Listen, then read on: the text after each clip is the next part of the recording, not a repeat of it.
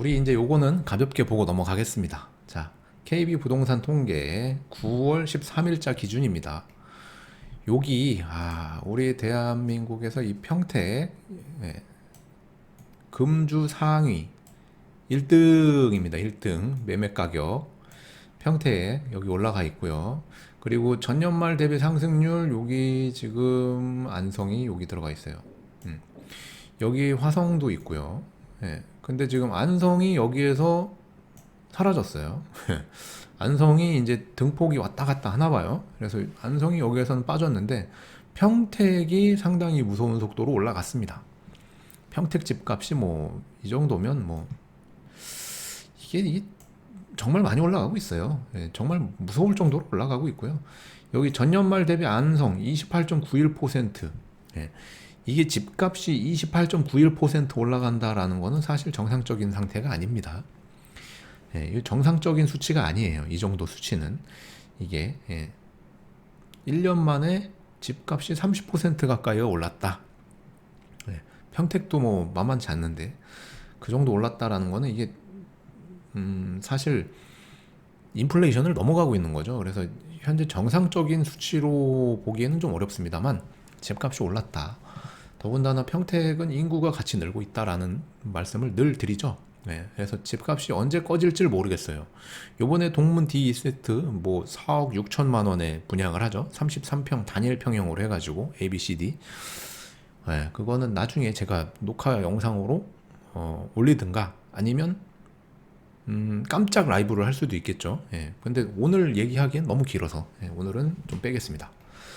자, 요거는 전세 가격 상승률인데요. 전세 가격도 여기 평택이 1.20%로 탑 10에서 1위를 차지했습니다.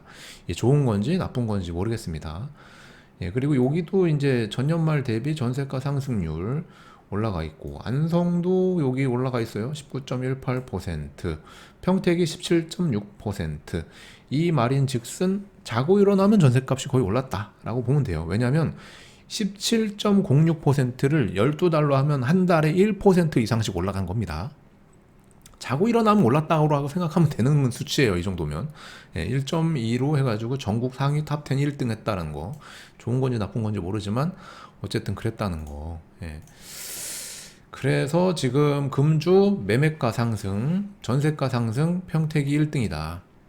우리 어디 살고 있죠? 평택에 안 계신 분도 계시겠지만 평택이 이렇습니다. 평택이 지금 상위 1위입니다. 1위.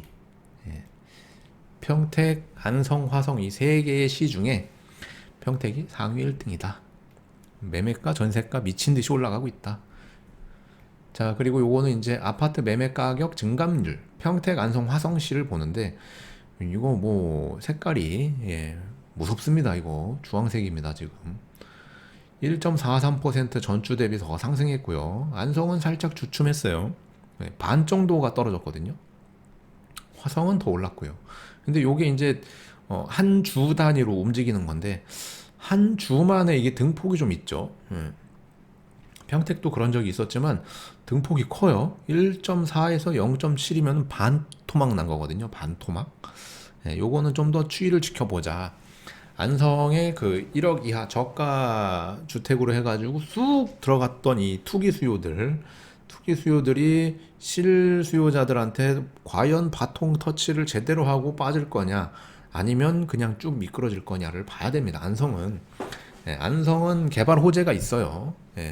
철도 계획, 뭐 철도 이제 깔고 뭐 하고 이런 계획이 나온 거거든요. 근데 그것만으로도 난리가 난 건데, 그거 말고 뭐 삼성 관련된 호재, 뭐 등등 산업단지 관련된 거, 고속도로 관련된 것들이 있어요. 실질적으로 인구가 유입될 수 있는 그 일거리 호재가 아직 뚜렷하게 안 나온 게 안타깝다라고 늘 말씀드리죠. 평택하고는 경우가 좀 달라요. 안성에 만약에 실거주하고 계신 분이라면 저라면 더 올라갈 거를 이제 기대해 볼 수 있겠지만 빠져나올 수 있을 때 빠져나와서 평택으로 이주하겠습니다. 저라면 이렇게 쭉 올라갈 때 툭 던지고 나오는 것도 왜냐면 동일한 시간을 안성과 평택에서 쭉 보냈을 때 평택이 조금 더 수익률이 높지 않을까 해서 그래요. 물론 평택 말고도 위로 뭐 용인이라든가 수원이라든가 뭐 더 올라가실 수 있거나 또는 뭐 밑으로 천안, 대전, 세종 뭐 어디로 가든 뭐 상관은 없는데 뭐 이웃 동네니까 생활권도 있고 뭐 직장도 있고 하시다면 안성에 계신 분들이라면은 뭐 지금보다 더 올라갈 수도 있겠으나 그래도 인구 유입이 조금 더 빠른 평택에서 뭔가 좀 하시는 게 낫지 않을까라고 저는 개인적으로 생각을 합니다. 안성을 뭐 충분히 좋게 생각하고 있지만 그래도 이제 투자 대비, 시간 대비 뭐 등등 봤을 때 제 생각입니다. 예, 뭐 기분 나쁘셨다면 죄송합니다. 미리 사과드릴게요. 자, 아파트 전세 가격 증감률 보더라도 평택은 전세가가 이거 가을이라서 더 한 것도 있고 한데 사실 지금 시장은 그렇게 녹록진 않아요. 고덕국제신도시의 전세 물건이 우르르 풀리고 있거든요.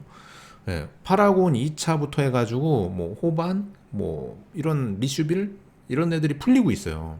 근데 실질적으로 거기를 전셋집을 구하러 가거나 또는 임장을 가거나 했을 땐 정말 막막합니다.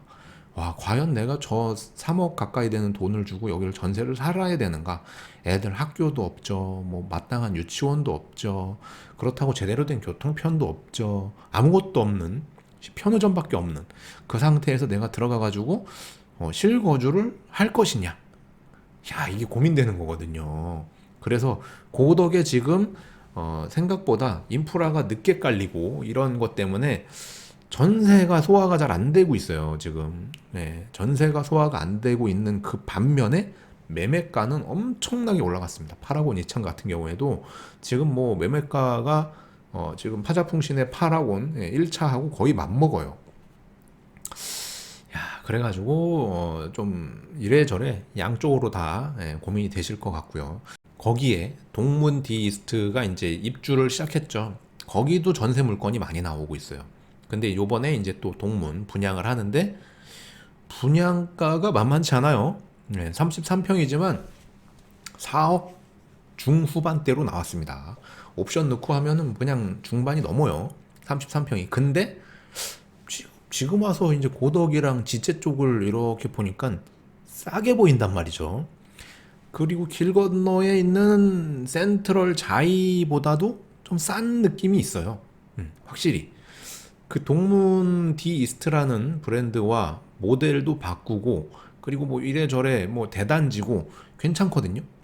예전보다 많이 나아졌단 말이죠. 예전보다 많이 나아졌어요.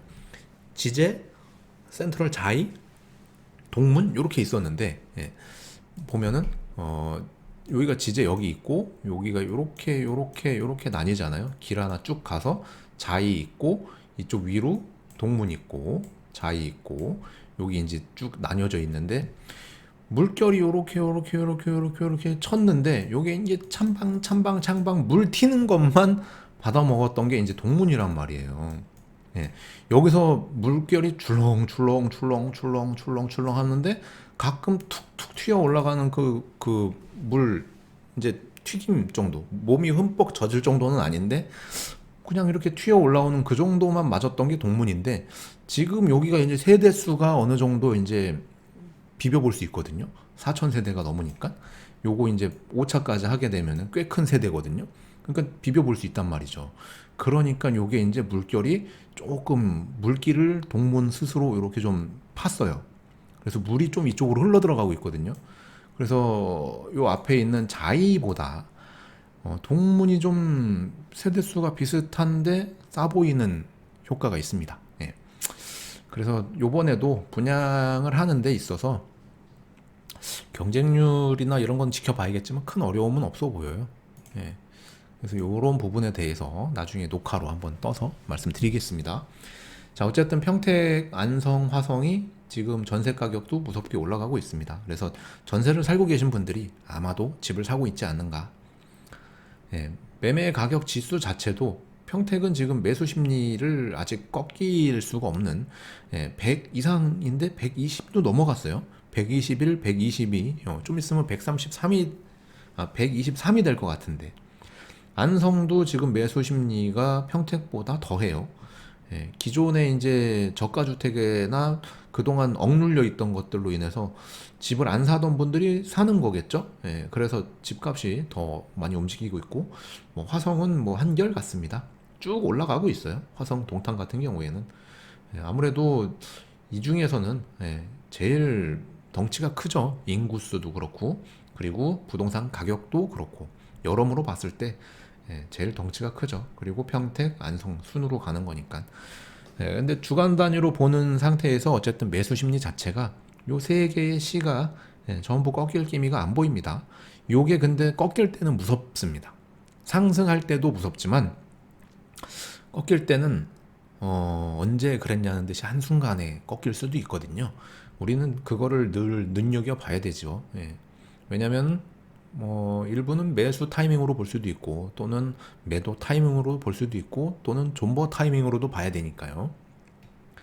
자, 요거는 이제 아파트 전세 가격 지수. 전세를 달라. 좀 구하고 싶다. 임대차 3법 제발 좀 어떻게 해달라. 라는 거를 이 사람들의 심리에서 볼 수 있습니다. 전세를 사시는 분들은 다 이유가 있거든요. 저마다의 이유가 있어요. 전세를 사는 거는. 근데 그거마저도 이제 법으로 하다 보니, 일부는 이제 계약갱신으로 해가지고 좋을 수도 있는데, 그 이후는 또 힘들어지고, 또 주택 가격이 이렇게 올라가다 보니 전세 살고 있는 게 사실, 정신적으로도 많이 힘들죠. 그런데 이제 전세가 평택에 지금 그렇게 많이 적체되어 있는데도 불구하고 살만한 동네는 전세가가 올라가고 있어요. 소사벌 일부 단지, 송탄 구시가지, 뭐 안중도 마찬가지고, 뭐 안성도 이제 뭐 그 스타필드 주변이라든가 공도 또 멀리 가면 아양 이런 데까지도 전세 가격은 올라가고 있습니다. 화성은 뭐 말할 거 없고. 그래서 전세를 사시던 분들이 지금 집을 매수하고 있는 게 아닐까라고 조심스럽게 생각을 해봅니다. 물론 이 매수 심리가 당분간은 쉽게 꺾일 것 같지가 않아요. 그게 좀 더 무서운 거죠.